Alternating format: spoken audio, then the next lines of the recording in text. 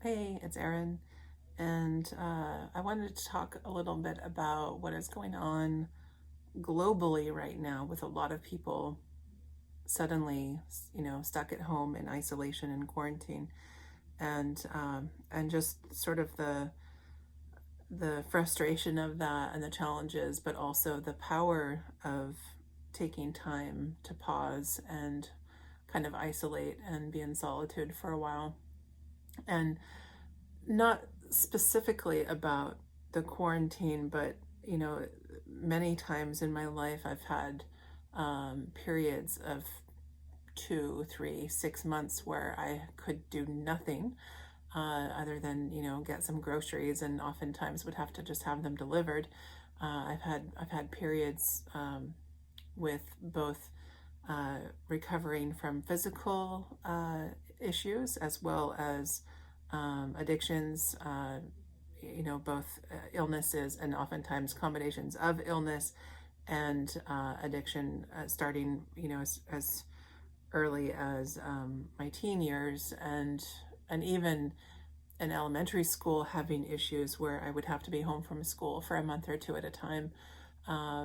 But when I was 17, after having like mono and having left home and dealing with a year of nonstop infections and doing a lot of drugs, and sort of hitting a point where like I just couldn't continue doing that lifestyle anymore, and I kind of hit a rock bottom really hard, and I ended up spending at least probably like 3 or 4 months just in bed, just and doing yoga asanas, and that was really when I started meditating, actually, and that's what kind of helped get me sober as I was going through withdrawals and taking heroin and other things.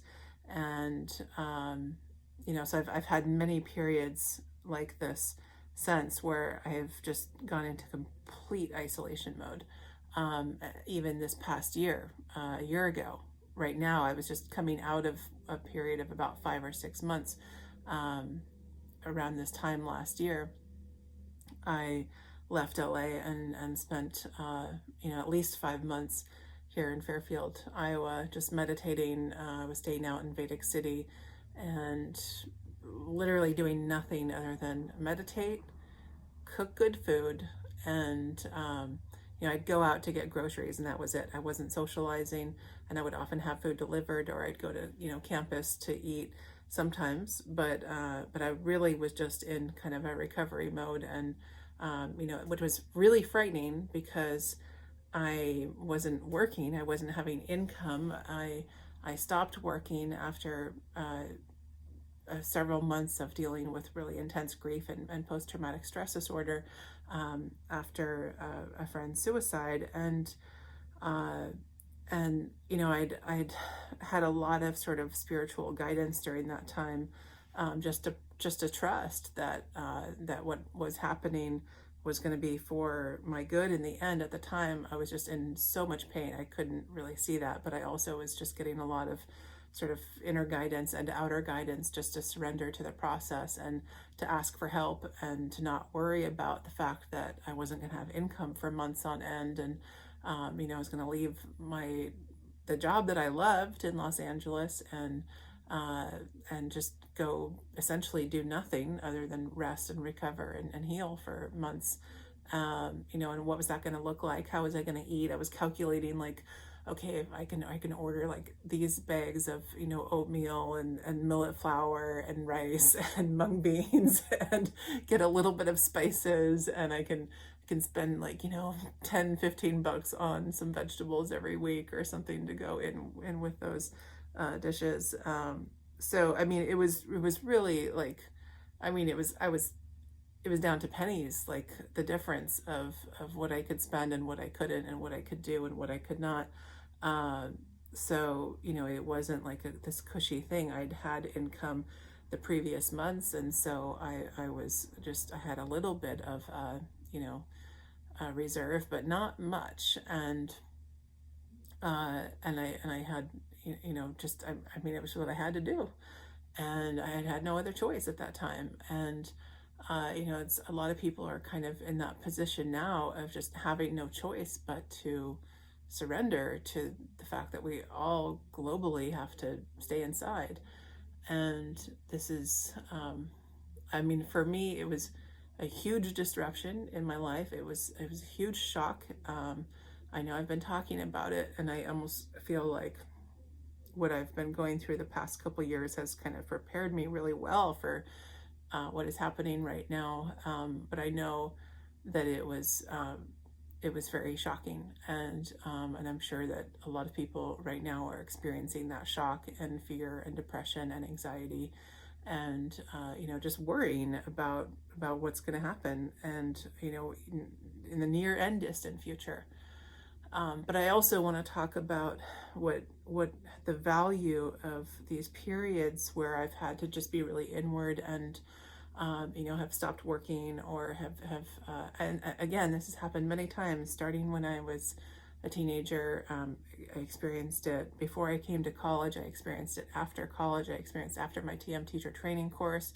I experienced it when I first moved to Los Angeles. Actually, I had another job that I really loved, and I got really sick, and I had to quit my job and essentially just be at home, sleeping, meditating, cooking, juicing, trying to get out and walk from time to time. I would have groceries delivered. That was it for I'd say from like February or March till probably September, October, or even November of the next year. So it was a long stretch where things were very uncertain. I was, I was terrified, and yet, again, just kind of having to surrender to the process. That's all I could do at the time. And these moments, not moments, but months, periods, where that's all I've been capable of doing. It's sort of like a long pause, or hibernation, sort of a forced hibernation, because I really was, my life was out of balance in many ways, and that's often what it comes down to is, the body sort of giving out, and I'm like, people often look at me and think I'm like really super strong and constitution's really strong and everything, but I'm really sensitive, and I've had chronic health issues since I was a child, so it has been quite challenging. But this is, I think, what has sort of happened. There's been so many things out of balance, and so many aspects of our global and planetary health that have been just really neglected for so long, that we're just being forced to make a change right now. And that's what I've experienced. It's like my body just forces me to make a change sometimes. And when I have gone inward and really just taken advantage and utilized that time where I couldn't do anything else, but really figure out how to take care of myself and get rest and just settle down. What happens after that is so much more powerful and so much more positive. The change and the shift that happens is radical. And people who know me know that my life has changed many, many times, and I've gone through many different, phases and radical shifts, and I've moved, across country many times, and I've totally switched. The other thing is, it's like it often creates a pivot of direction, that like you think you're going one way, and then it's like, nope, that's not the path for you. And then it's like, what's it called in sailing when you're tacking back and forth?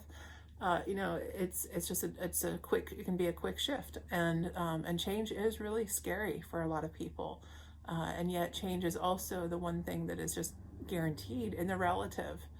It's always changing. The relative world is always, always changing. The only thing that's not changing is that field of pure consciousness, that absolute eternal field of non-changing, just silence, that both silence and dynamism, bliss, Atma, the unified field, transcendental consciousness, however you want to, look at it or say it, that is eternal, and it is non-changing. And that is one of the beautiful things that I have found in the periods where I've had to go really, really deeply inward, is how powerful that field of non-change is. And we can access it in our meditation.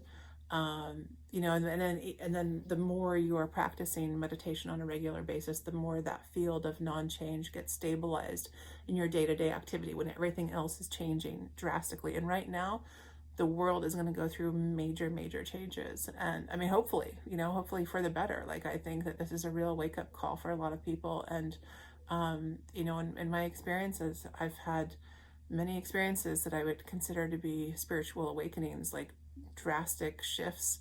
And awakenings can sometimes be rude. Like, they're not always gentle. When you have to get really kind of slapped, it's like when Mother Nature really has to punish its children for just misbehaving and being out of line and being out of tune with nature.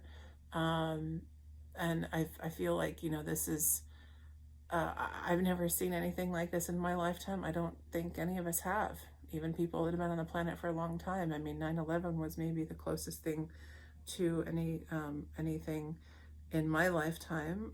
But when 9/11 happened, I was living as a monk in the mountains, meditating 10 hours a day, and hadn't been outside in the world for almost a year. I was living in a spiritual retreat center, and we were, really had very little exposure. I had actually, the day before 9/11, seeing what was going to happen on 9/11, sort of intuitively, psychically. I saw it was like a projection out from my heart, and I saw the planes going into the buildings and people jumping out of buildings. And at the time, I thought this was just completely absurd, like nothing like that would ever happen. And the next day when it happened and I heard the news, it was quite shocking, but also I had seen it so clearly, and it felt like an intuition that I was really kind of thinking about what was going on, and how it was, because I'd had so many sort of psychic experiences like this when I was a teenager, especially, that used to really scare me, and I would think that I was somehow responsible, or like, why would I see these things?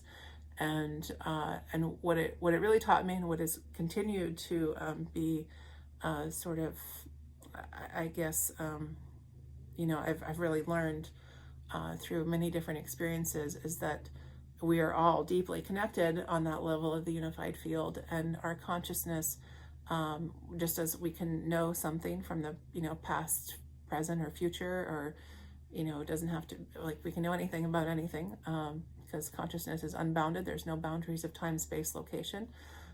So at that level, when our awareness is more settled and we're more in touch with intuition, which is a very fine level of intellect, that it's at the junction point between all the other relative and superficial levels of the mind. When we settle down, we're able to access more of that unbounded nature of consciousness. And just as we can receive information from that level, we can also put out the influence of the that unifying, cohesive, evolutionary, beneficial force of nature. Through our own meditation, we become like lighthouses, or radiant beams that can sort of generate this field effect in the environment. And there have actually been a lot of studies proving that this field effect is very real. And so I think it's really important to take advantage of this time where we're all sort of forced to pause and go inward. Literally, we can't leave our houses. I mean, people are, but that's obviously not the instruction. So it's, I know it's scary and new and frightening, but if you can take time, close your eyes, go inward, meditate, be with whatever sort of uncomfortable feelings are there. Reach out. I see so many therapists offering services online.